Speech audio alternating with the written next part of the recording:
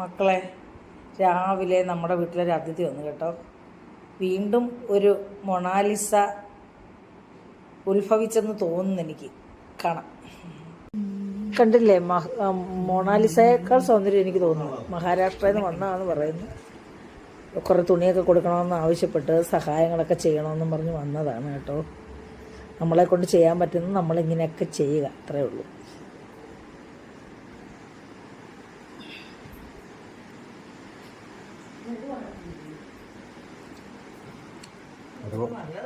ഒരുപാടൊന്നും വേണ്ട, എനിക്ക് ഇനി ആളുകൾ വരും. ഇതിനൊക്കെ ഇനിയും പലരും വരും. ഒരാളെ കാര്യം കൊടുത്ത് അങ്ങനെ കൊണ്ടുപോകും. അങ്ങനെ കൊണ്ടുപോകണ്ടേ? കുറച്ച് വല്ലതും കൊടുക്കും.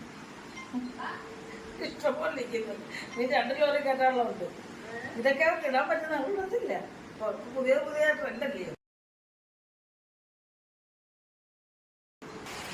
പഴയ ആൾക്കാരൊക്കെ പറഞ്ഞ പഴയ ഡ്രസ്സൊന്നും കൊടുക്കരുത്. പക്ഷെ എന്ത് ചെയ്യാനാ? അതിനിടയ്ക്ക് നമ്മുടെ ചിന്തു മോനില്ലാത്ത കാര്യമില്ല. നമ്മുടെ കൂടെ എപ്പോഴും ഇവരുണ്ടല്ലോ.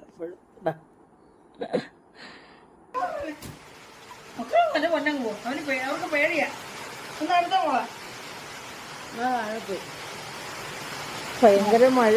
ആഹാരം വേണമെന്ന് ചോദിച്ചിട്ട് അവർക്ക് വേണ്ട. പിന്നെ നമ്മൾ അധികം ഉണ്ടാക്കത്തില്ല, ഞങ്ങൾ 3 പേരല്ലേ ഉള്ളു. പിന്നെ പാവം കണ്ടില്ലേ, മൊണാലിസയേക്കാൾ സുന്ദരി. മൊണാലിസ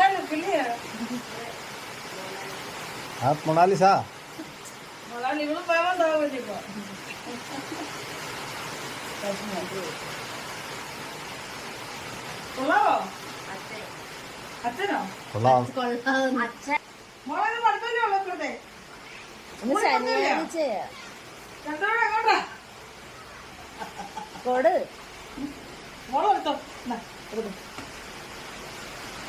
സാരിയേ എല്ലാവർക്കും കൊടുത്ത് കടിക്കാതെ 10-40 സാരി വല്ലവർക്കായിട്ടും കൊടുത്ത്. ഇനി ഇതേ എന്ത് ചെയ്യാനാ മോളെ? എന്തെങ്കിലും ജോലി ചെയ്യണം. ഇങ്ങനെ നടക്കുന്നതല്ലേ? ഞങ്ങൾ നാട്ടിൽ നാളെ പോകുന്നു. നാട്ടിൽ എവിടെ? മഹാരാഷ്ട്ര. അവിടെ പഠിക്കുന്ന നാട്ടിൽ. ആര് പഠിക്കുന്നു? ഇപ്പൊ അവധിന് വന്നു. മോളെന്താ പഠിക്കുന്നത്? ഇപ്പൊ +2 ആയി. നീയോ? നല്ല സുന്ദരി പെണ്ണില്ല. മൊണാലിസയുടെ കൂട്ടുകളൊക്കെ സുന്ദരി.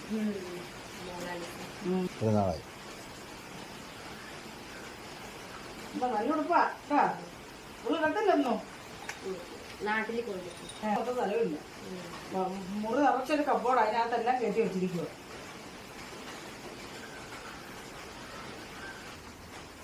ആ ശരി മോളെ.